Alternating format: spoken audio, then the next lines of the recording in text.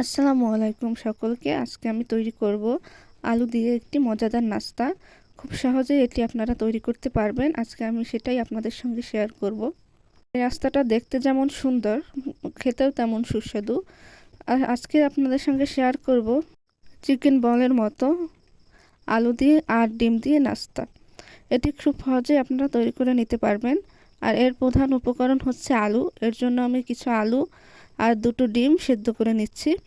এটি আমি প্রেসার কুকারে দিয়ে সিদ্ধ করে নিচ্ছি, আপনার চুলায় দিয়েও সিদ্ধ করে নিতে পারবেন। আলু এমন একটা জিনিস যা সবার ঘরেই সবসময় থাকে, এটার জন্য বাজারে যেতে হবে না। আর এটা খুব খুব সহজেই হাতের কাছেই পাওয়া যায়। এর জন্য এই নাস্তাটি খুব সহজেই তৈরি করা যায়। ঘরে থাকা মশলা আর খুব অল্প উপকরণ দিয়ে এটি তৈরি করা যায়। এখানে আমি কিছু পানি দিয়ে আলুটা সেদ্ধ দিয়ে দিচ্ছি।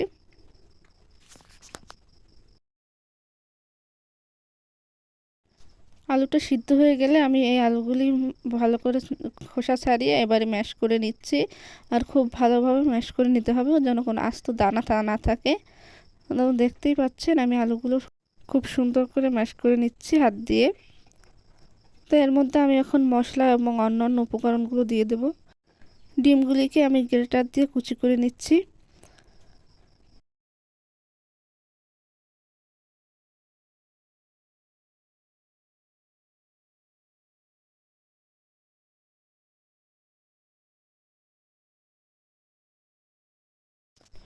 ডিম কুচি করা হয়ে গেছে, এর মধ্যে আমি এখন দিয়ে দেব কুচি করা পেঁয়াজ। আমি একটু বেশি পরিমাণে পেঁয়াজ কুচি দিয়ে নিচ্ছি। এরপর ঘ্রাণের জন্য ধনেপাতা কুচি দিয়ে দেব। আপনারা আরও বেশি দিতে পারেন, আমার কাছে কম ছিল তাই আমি কম দিয়েছি। এবারে দিয়ে দিচ্ছি হাফ চা চামচের মতো গোলমরিচের গুঁড়ো। এবারে দিয়ে দিচ্ছি স্বাদ মতো লবণ আর হচ্ছে শুকনো মরিচের গুঁড়ো। এখানে আমি 1 চা চামচের মতো শুকনো মরিচের গুঁড়ো দিয়েছি। আপনারা এটা নিজেদের পছন্দ মতো দিতে পারেন, ঝাল বেশি খেলে একটু বেশি দিবেন আর কম খেলে কম দিবেন। এখন দিয়ে দিচ্ছি কাবাব মশলা।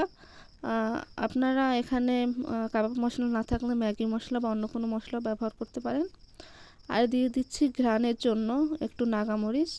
বেশি দেব না, কারণ বেশি দিলে ঝাল হবে, একটু ঘ্রাণের জন্য দিয়ে দিচ্ছি।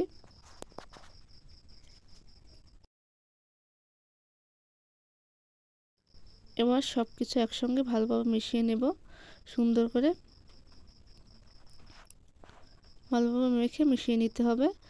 আর আলুটা কোনোভাবেই যেন দানা থাকে না, তাহলে কিন্তু আলুটা ফুলে যাবে ভাজার সময়। তাই আলুটা একদম ভালো করে ম্যাশ করে নিতে হবে।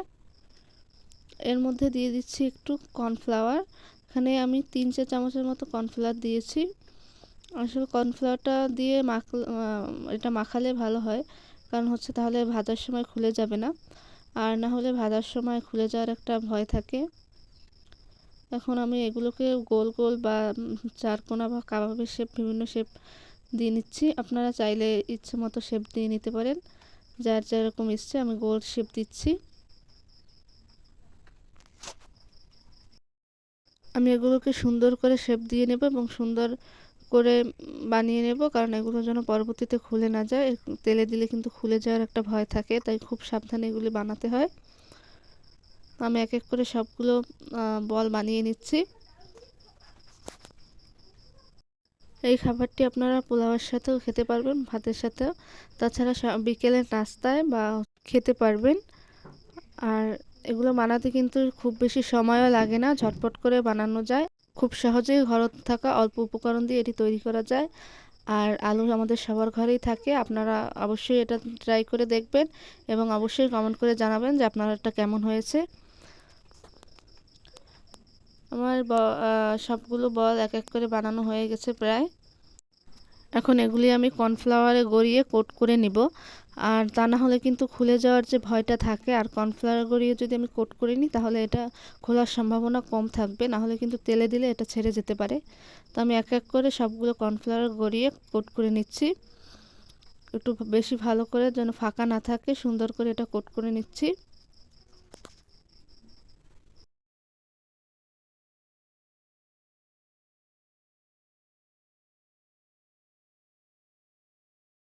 এক এক করে সবগুলো কোট করা শেষ। এবার হচ্ছে আমি চুলায় কড়াইয়ে তেল বসিয়ে নিচ্ছি ভাজার জন্য। আর তেলটা খুব বেশি গরম করে নিতে হবে, ঠান্ডা তেলে দিলে কিন্তু এটা ছেড়ে যাওয়ার সম্ভাবনা আছে, খুলে যাবে। তাই তেলটা খুব বেশি গরম করে নিতে হবে। আর খুব গরম তেলে এটা ভাজতে হবে, ঠান্ডা তেলে কোনোভাবেই ভাজা যাবে না।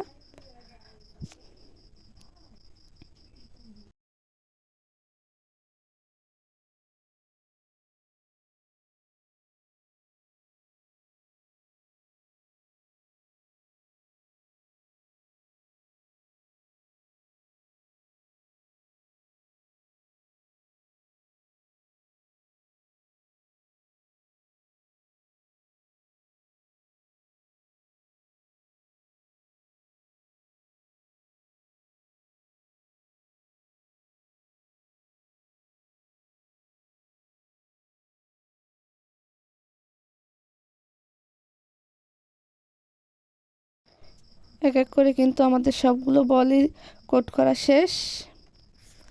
আমি হচ্ছে গোল শেপ দিয়েছিলাম আর কিছু কাবাবের মতো শেপ দিয়েছিলাম। আপনারা চাইলে ইচ্ছা মতো করে শেপ দিয়ে নিতে পারেন, লম্বা বা গোল।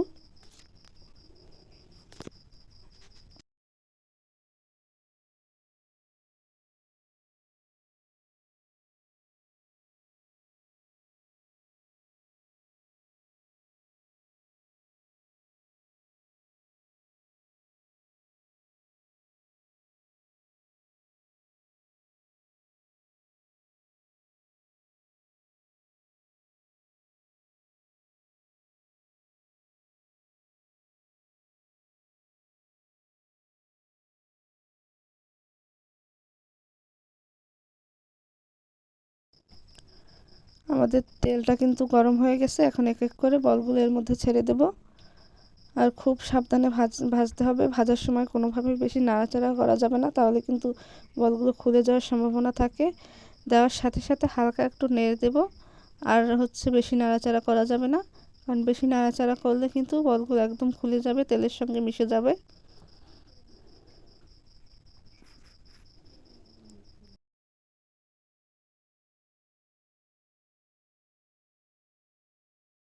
হালকা সোনালি রং হওয়া পর্যন্ত আমরা এগুলোকে ভেজে নেব। হালকা সোনালি রং হওয়া পর্যন্ত অপেক্ষা করতে হবে।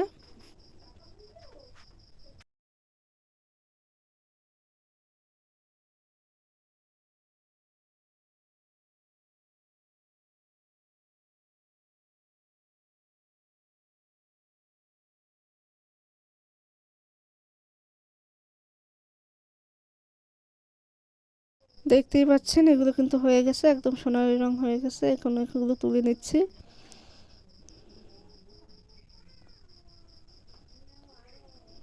দেখতেই পাচ্ছেন আমাদের বলগুলো কিন্তু রেডি। একইভাবে আমি বাকিগুলো ভেজে নিচ্ছি।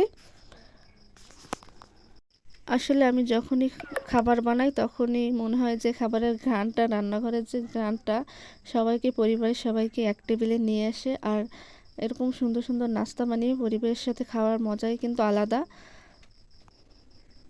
আজকের এই ব্যস্ত দিনে সময়ের কিন্তু খুবই অভাব, তাই কম সময়ে খুব সহজে এত সুন্দর একটা মজাদার রেসিপি বানানো যায়, তাই আপনাদের সাথে শেয়ার করলাম। টমেটো সস, চিলি সস বা যে কোনো ধনেপাতার চাটনি দিয়ে এগুলো আপনারা খেতে পারেন, আরও বেশি মজা লাগবে। যদি আজকের ভিডিওটি ভালো লাগে তাহলে লাইক এবং কমেন্ট করবেন। আর যদি এমন ঘরোয়া নতুন নতুন রেসিপি দেখতে চান তাহলে আমার চ্যানেলটা সাবস্ক্রাইব করে পাশেই থাকবেন। আল্লাহ হাফেজ সবাইকে।